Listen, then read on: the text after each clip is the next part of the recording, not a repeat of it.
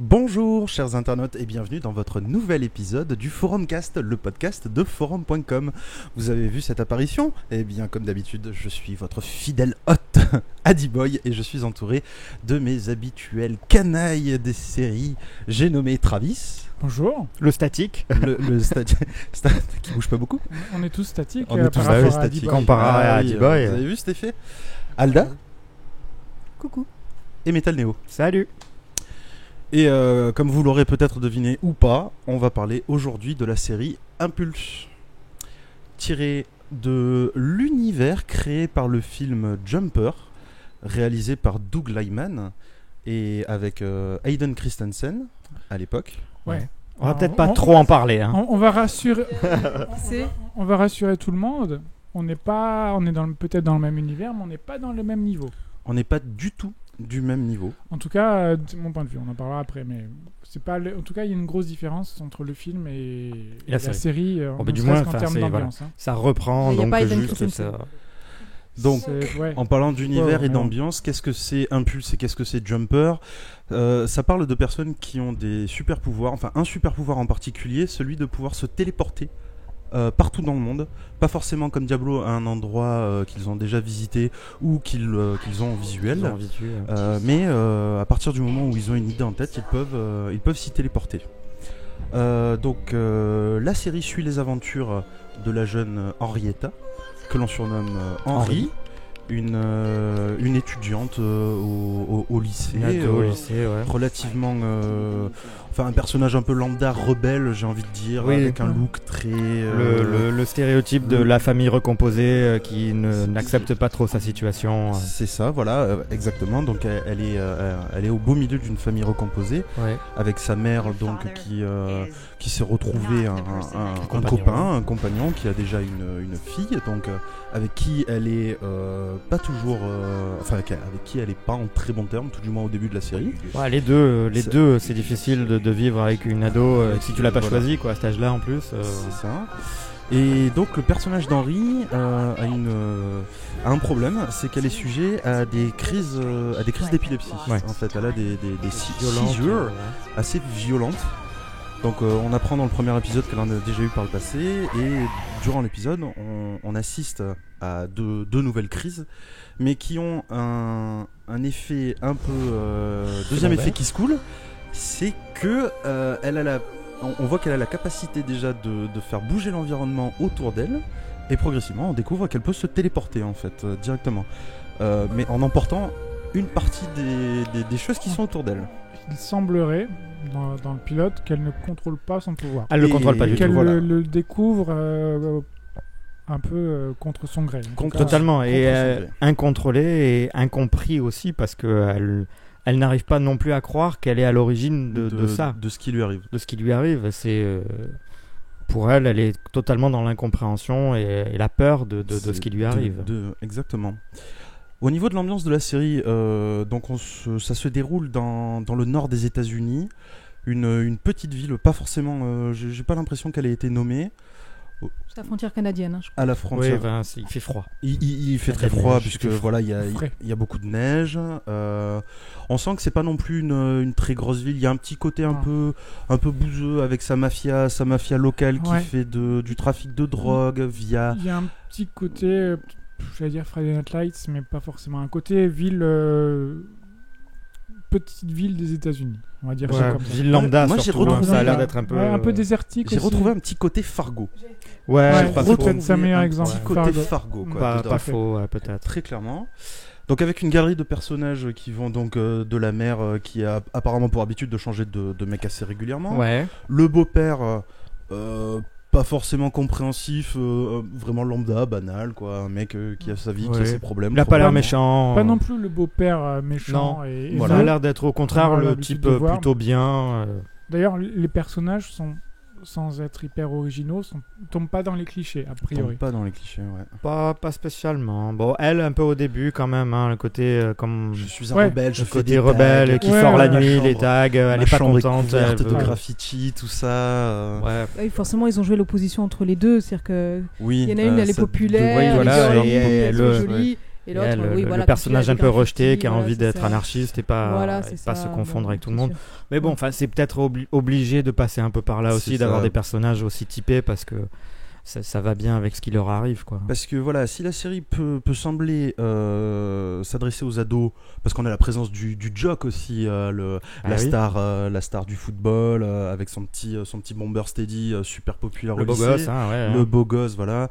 On a aussi le nerd un peu bizarre qui vient parler à l'héroïne et qui commence. Enfin, on sent que le type a des idées derrière la tête. Il comprend un petit peu, enfin, il comprend. Il a l'air déstabilisé, mais en même temps. A priori, c'est lui qui va l'aider à comprendre ce qui lui arrive. D'ailleurs, fun fact à propos de l'acteur. En fait, moi, je m'en suis rendu compte quand j'ai regardé son nom apparaître dans le générique. C'est le frère d'une actrice qui a été extrêmement appréciée ces dernières années parce que c'était l'actrice principale d'Orphan Black.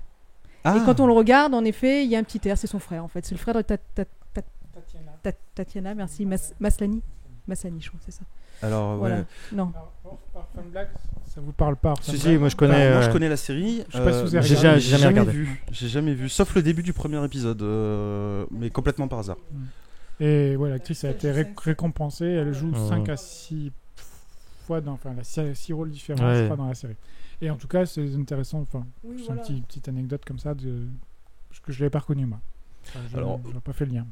Au casting, j'ai pas vu de nom très connu à part Keegan-Michael Key, que l'on voit dans la scène de départ, qui d'ailleurs, moi, m'a mis une belle grosse baffe en pleine gueule, c'est sympa, qui était bien sympathique. Un peu cette scène de combat, une scène de combat entre deux personnes, New York et l'Antarctique, je sais pas exactement, où deux personnes se battent en se téléportant d'un endroit à l'autre, en emportant à chaque fois de l'eau, de la glace, des morceaux de nitro. Très sympa. Et voilà, alors après le reste du casting, il y a Missy Pyle qui est un peu local, la mère, celui qui détient la concession. Voilà. Il a t'as fini il y a pas longtemps The Killing. The Killing, oui. Oui, c'était le politicien. Non. Si. Oh, il a pris du poids depuis. Je l'ai pas du tout reconnu. Il a un peu vieilli. C'est Bill Campbell qu'il appelle, un truc comme ça, je crois. Pas lui. Il y aura peut-être. Il va y avoir du coupage au montage. Et la mère d'Henry, oui, la mère, Missy Pyle. Je l'ai déjà vue. Missy Pyle, elle a fait plein de petits rôles. Oui, elle est plutôt aussi pareil, souvent second rôle, etc. Mais elle est un peu. Parce qu'elle a une tête.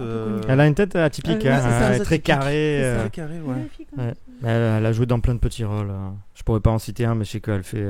Tu la vois souvent apparaître, soit dans des films ou dans des séries.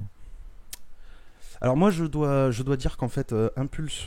Je me souviens plus exactement quelle avait été ma réaction parce qu'on avait vu la bande-annonce. On avait vu la bande-annonce et je pense qu'on avait. C'est pas lui. Non, j'ai confondu. Ce n'était pas Darren. Non, c'est le mec qui faisait Jag. D'accord, ok. Alors là, désolé, d'accord, je suis plus sur le personnage. David James Elliott de Jag. Il a aussi pas mal vieilli quand même. Donc je sais pas je me souviens plus exactement ce que j'en avais. Ce que tu avais dit. Je pense qu'on avait tous été plus ou moins séduits. Enfin, si ce n'est séduits, interpellés. Oui, on avait tous plus ou moins. J'ai beaucoup aimé la bande-annonce. Alors faut noter aussi. Toi, ça t'avait laissé un peu plus de marbre, mais t'avais quand même dit qu'il y avait du. Voilà, parce que j'avais gardé en tête le film. Et en fait, le premier épisode m'a mis une bonne baffe, quoi. Faut dire, on l'a pas souligné, c'est une production YouTube. Oui, YouTube Red. Donc Red. Donc ça part fort pour un premier truc, une première. C'est une des premières. Il y en a une autre. Cobra Kai qui a des bons retours. Ouais. Non, il y en a dû en avoir, mais là c'est l'une des premières qui fait un peu parler d'elle, je trouve, et donc c'est. Cobra Kai a plus fait plutôt pas mal. D'ailleurs, j'espère que Impulse va trouver une audience sur YouTube Red, parce que ça n'a pas l'air.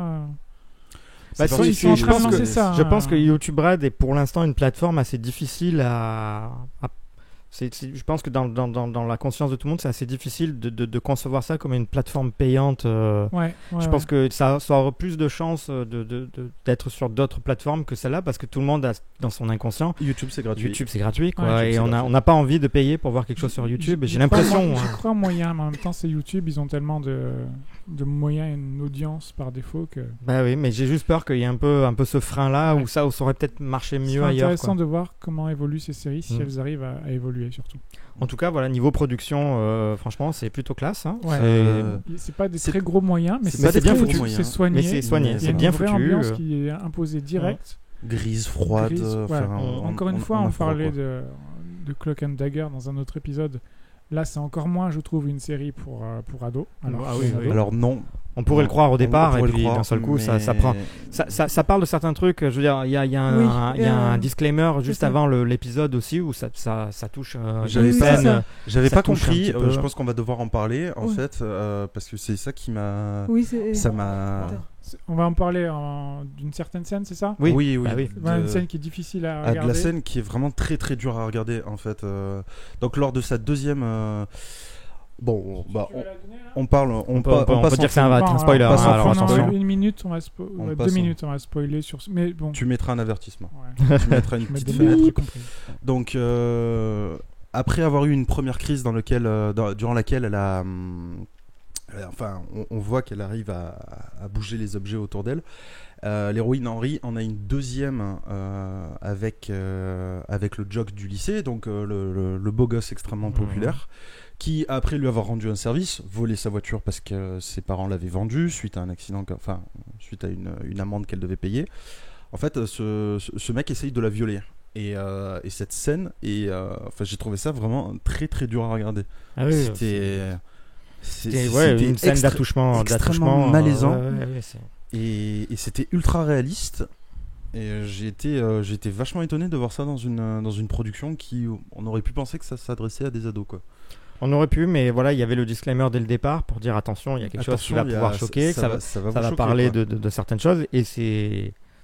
Voilà, je veux pas dire que c'est bien qu'il y ait une scène comme ça, mais c'est bien qu'on puisse aborder ça et que ça a un impact pour l'histoire, parce que c'est dans ce genre de situation qu'on va un peu plus loin que les séries un peu plan-plan, cucu, où là il y a une forte pression émotionnelle sur ce personnage qui justifie encore plus la crise qu'elle va avoir et la détresse et l'injustice de ce qui lui arrive à ce moment-là. En fait, moi justement j'avais regardé le pilote de Cloak and Dagger et le pilote d'Impulse à peu près la même période, et moi justement ce qui m'a beaucoup plu dans Impulse, c'est que la cassure qu'elle a, je trouve qu'elle est nette, elle est justifiée. On va dire que le traumatisme est de l'autre côté, elle a perdu son père, etc. C'est quand même assez important, mais là c'est plus ancré dans le réel, c'est plus ancré dans. Et je trouve que la cassure rend son personnage d'un côté aussi beaucoup plus profond.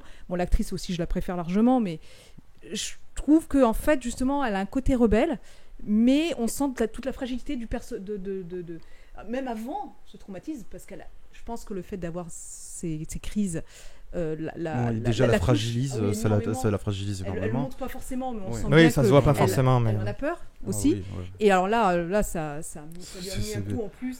Et on sent bien que c'est vraiment quelque chose elle fait la forte, mais il y a ce côté-là, mais on sent vraiment qu'à l'intérieur il y a une fragilité. Ça pourrait paraître finalement cliché ce qu'on dit aussi, mais la manière dont c'est amené, je trouve que ça c'est beaucoup plus intéressant. Enfin, son personnage est intéressant, même si on a l'impression qu'il part sur du cliché, quoi. Voilà.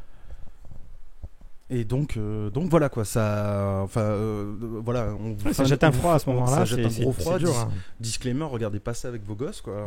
C'est clairement. Et ce côté réalité en fait est intéressant, parce que je sais pas si vous vous souvenez, mais il y a quelques mois ou peut-être un an ou deux maximum, il y avait eu pas mal d'histoires de viols dans les universités américaines en fait, où justement les étudiants possesseurs d'une bourse en sport ou quoi, qui sont considérés comme des demi-dieux vivants dans ce genre d'endroit. On a eu un bel exemple avec une série récemment. Avec 13 Reasons. C'est un sujet qui était encore jusqu'à présent un peu trop tabou, mais qui, je pense, a toujours existé et qui commence à faire son chemin dans les médias pour pour dénoncer, pour qu'on soit conscient. C'est une réalité. Alors, ça existe. Que ça aborde moi, je trouve ça intéressant que la série l'aborde, même si c'est d'un point de vue fantastique, bien entendu. Mais voilà, parce que d'après ce que j'ai compris, apparemment, c'est un événement c'est l'événement qui va conditionner le reste de la série. On va pas forcément partir sur des trucs, des histoires de super-héros, encore bien que la scène au début de l'épisode avec Keegan Malkenki et la personne avec qui il se bat laisse sous-entendre qu'il y a une espèce de ça c'est le lore de Jumper, voilà. En fait. Oui, parce c'est que s'il y avait pas ça, ce serait, même si ça fait partie de cet univers Jumper, je pense que c'est cette histoire derrière ce fil rouge qui va faire un peu un lien avec Jumper, plus que le fait qu'elle ait ce même pouvoir. Je pense que c'est un lore un petit peu plus sans background. Il y a un petit intermède d'ailleurs, je crois que c'est dans le premier épisode, un petit intermède avec un français. Tout à la fin. C'est la dernière scène. Plus que j'ai vu dans le premier ou dans le deuxième. Ouais. Alors je vais pas du tout spoiler le deuxième parce que je crois aucun de vous l'a vu. Non, on l'a pas vu. Je dirais presque. T'as pas vu la fin du premier? D'accord. Oui, je dirais presque qu'il est presque meilleur que le premier épisode, je dirais même. Enfin, il y a vraiment une scène assez longue, mais très intense, vous verrez. Et franchement, moi, je trouve que ça vraiment la qualité, au moins, a perduré dans le deuxième. Après, malheureusement, je n'ai pas vu encore le reste, mais du moins, le deuxième donne vraiment envie de continuer à regarder la suite. Chouette. Ouais, c'est bien parce que je trouve que déjà le premier, j'allais dire, il envoie, je ne sais pas si c'est le mot, parce que ça reste quand même assez presque terre à terre. Oui. À part cette première scène un peu d'action. La première scène, voilà. Mais tout le reste plus ou moins même ancré. C'est du. C'est le quotidien d'une petite ville des États-Unis, quoi. Et d'ailleurs, j'ai hâte de voir comment elle, avec ses pouvoirs, elle va pouvoir se confronter à la mafia locale, en fait, parce que ce qu'on n'a pas dit, c'est que ça va aller plus loin. Voilà, le mec qui a essayé de la violer, c'est le fils du mafieux local, quoi. Et du coup, il va y avoir des répercussions, il va y avoir des conséquences, ça, forcément. Ouais. Donc voilà. Moi, j'ai vraiment pris gros coup de poing. J'ai beaucoup aimé. Je sais pas ce que ça va donner par la suite, mais je sais déjà que je vais regarder. Une série de super-héros, a priori. Fantastique, une série bien fantastique, mais qui sort du moule, je trouve. Ça, c'est vachement intéressant parce que dans une époque où Marvel c'est fun, etc. D'ici, mais on commence à arriver dans une ère où il y en a totalement il y en a tellement et c'est trouver les bonnes, ça devient difficile. Les mêmes recettes et même Cloak and Dagger où j'avais dit j'aime bien l'origin story, ça restait quand même dans un moule Marvel. Oui. Et là on est dans un. C'est plus original. Original et ça est intéressant, je trouve vraiment une belle ambiance. Aussi je trouve ce qui était intéressant après, comme on a dit, il y a cette toute première scène, donc on sait très bien qu'elle n'est pas toute seule, mais le fait quand même qu'elle se retrouve isolée et que ça aussi on sent bien qu'enfin elle est par rapport à d'autres séries Marvel où souvent ça marche par Cloak and Dagger ils sont deux, mais où ça marche par groupe, où il y a quand même une cohésion là. On la sent aussi complètement perdue. Elle est toute seule, elle est isolée. Voilà. Il n'y a personne pour lui expliquer quoi que ce soit. Non, elle n'a pas de personnes proches en qui elle a confiance, suffisamment confiance pour. On sent, en fait, on ressent cette solitude, on ressent cette détresse qu'elle a, parce que elle est vraiment toute seule quoi, avec ce pouvoir. L'actrice est très bien. L'actrice est super cool, vraiment super cool. Donc, et le cast, il n'est pas connu, mais. Globalement solide. Ça tient la route. Très très solide. Donc petite note. Petite note. Moi je mets un bon 17 franchement ça m'a vraiment bien plu quoi. Définitivement. Gros coup de cœur. Je vais mettre un 16 ou 16 et demi parce que la fin en particulier j'ai trouvé bien trouvé du pilote sans spoiler évidemment. Moi, pareil, ce sera un 16. Je pense qu'en ayant vu la série entière, ça pourrait peut-être même mettre à la hausse. Je dis pas que c'est pas bien ou quoi, mais voilà, je suis très, très intéressé par la suite et j'espère que ça peut être que de mieux en mieux après, quoi. Pareil, 16 et demi. Je pense pareil, je pense que ça a mené à être même si la qualité est déjà là, je pense que ça peut amener à avoir quelque chose vraiment de très très bon. Il y a combien d'épisodes? 8 il n'y en a pas beaucoup, je crois. Il doit y en avoir pas beaucoup. Je trouve qu'il doit y en avoir 8. Donc normalement, si c'est condensé, normalement, il ne devrait pas y avoir trop de temps mort non plus, ni de voilà. Donc normalement, je pense que oui, c'est parti. On peut croiser les doigts. C'est ça. Une bonne pioche. Oui. Vraiment une bonne pioche. Ça fait plaisir de voir. On était intrigués par le trailer et ça fait plaisir de voir qu'au final, c'était une bonne révélation, quoi. C'est intéressant de voir ça donc sur YouTube Red, quoi. Je suis moins convaincu que ça trouve une audience. Moi aussi, je pense que ça va être difficile malheureusement, mais pourtant la qualité est là par contre. C'est bien ce que fait YouTube Red parce qu'ils font des séries de genre. Mais c'est la plateforme en elle-même qui, à mon avis, est pas assez mûre pour pas assez marketée. Je sais pas, peu importe. Oui, parce qu'on peut dire qu'au final, même nous ici en France, YouTube Red, à part quelques pubs de temps en temps sur la page de YouTube avec marqué de visionner ces films avec un bouton payé profiter d'un mois gratuit. On n'a pas encore idée que YouTube est une plateforme payante maintenant aussi. Ils ont sorti leur abonnement où tu peux ne plus avoir de pub sur YouTube si tu payes. Et tu as aussi accès à YouTube. Mais ce que je veux dire, c'est que c'est pas mis en avant. 2-3 YouTubeurs ou autres. Et t'as l'impression que c'est tout, qu'ils ont pas vraiment, ils sont comme s'ils y croyaient pas, alors que. Ou alors ils sont juste en période de test, quoi.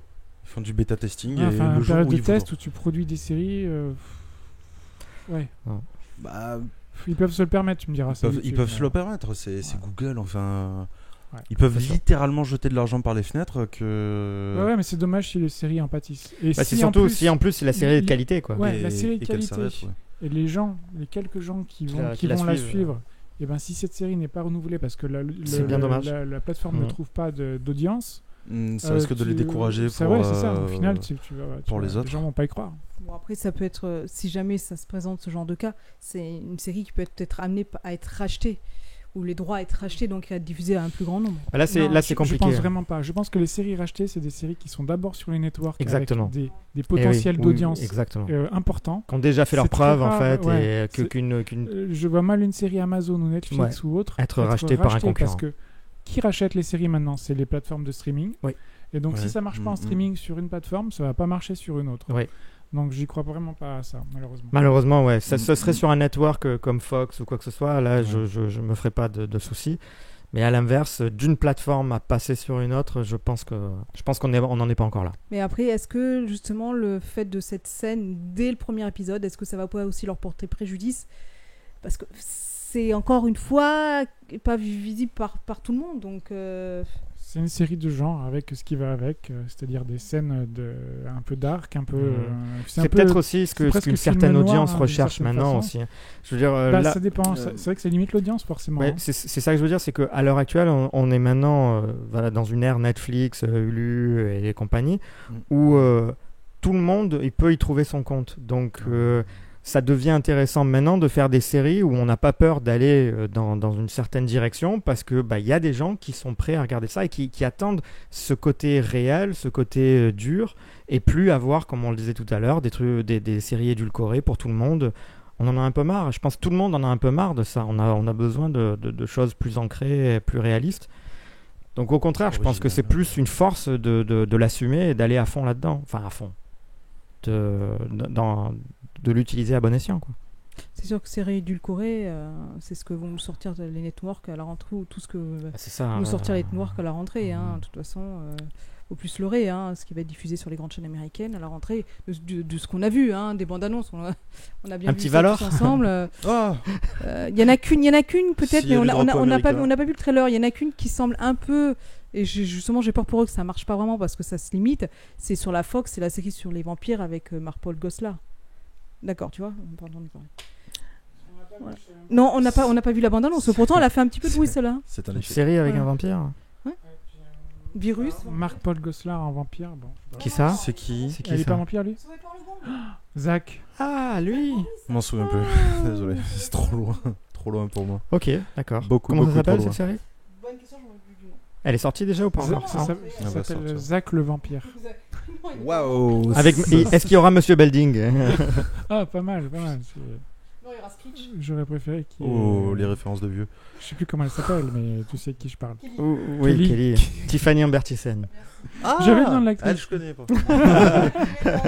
Elle, je connais. C'était le new look de quelle année ? Ah putain, 2000 99 peut-être. Novembre 99. Début 90, je dirais. Moi. Ah, début 90. Bon, quoi qu'il en soit. Tu étais trop jeune. Probablement. Ouais. Sans aucun doute. Bon, quoi qu'il en soit, en tout cas, moi je recommande fortement Impulse. Impulse, pas avec les enfants. Bonne découverte, si encore une fois. Vous avez aimé Fargo, pour l'ambiance. Ouais. Bah, pour l'ambiance. Parce que même le personnage du mafieux, là, il me rappelait un petit peu les mafieux qu'il y a dans la saison 2 de Fargo. Quoi. Ouais. Bon, le côté stupide en moins, mais. C'est moins décalé quand même. C'est beaucoup moins décalé que Fargo. C'est moins décalé, c'est un peu sci-fi, c'est un peu ado, mais pas le côté qu'on n'aime pas forcément. Donc, en tout cas, c'est à voir. Pour moi, c'est un grand oui. Approuvé par Adi Boy. Approuvé par Adi Boy. C'est assez rare pour être remarqué. Quoi, donc. Alors, est-ce que tu regarderas tout là, maintenant tôt ou que tard, j'ai je pense qu'il regardera. enfin téléchargé Popcorn Time et que je suis pas obligé de me faire chier à télécharger à chaque fois les épisodes, c'est beaucoup plus facile. Quoi. Je joue mon ordi, je tape ma petite série, tranquille. Avec la fibre, ça va vite. Ah, il y en a qui ont la fibre. Bonne qualité, bon sous-titres, tout va bien. Ouais. Nous sommes des privilégiés, que vous voulez. Oui. Nous n'appartenons pas au même chair. Beurre de Chanel. Bon. Eh bien, petite note. On l'a déjà fait. Ah oui, c'est vrai. Moi, j'ai mis 8. L'Alzheimer précoce chez les métalleux, c'est pas facile quand même. Oui, mais tu me perturbes. Ah, je sais.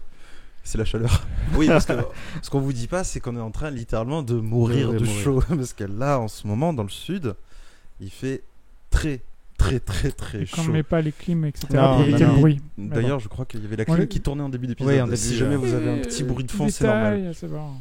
Les gens s'en foutent en fait. Oui, c'est vrai, les gens s'en foutent. Flash info. Mais ce dont ils ne se foutent pas, c'est de savoir quand est-ce qu'il y aura un prochain épisode. Tu peux leur donner une date ? Le 12 octobre. Waouh, c'est précis. Ça nous laisse de la marge. Le 14, vous savez ce qui se passe. Ah mince. Parce que je suis en train de regarder la dernière saison de The Le Leftovers. 14 octobre, c'est la fameuse date de disparition des Leftovers. En 2018, c'est ça ? Non, la date de l'année n'est pas. C'est une date anniversaire. Ah, d'accord, ok. D'ailleurs, Leftovers, regardez Leftovers. Il y en a certains qui doivent finir Leftovers. Oui. Il y en a qui doivent commencer. Il y en a qui doivent commencer, mais qui savent que c'est très bien. Il doit commencer Banshee aussi, on ne t'oublie pas sur Banshee. J'ai vu le coffret Blu-ray, il faut que je l'achète. Prends-le.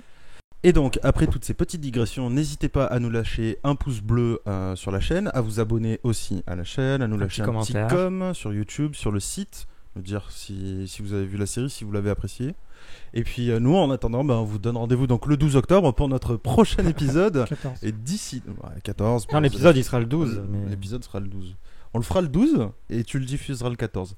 Deux jours de montage, tranquille, au top.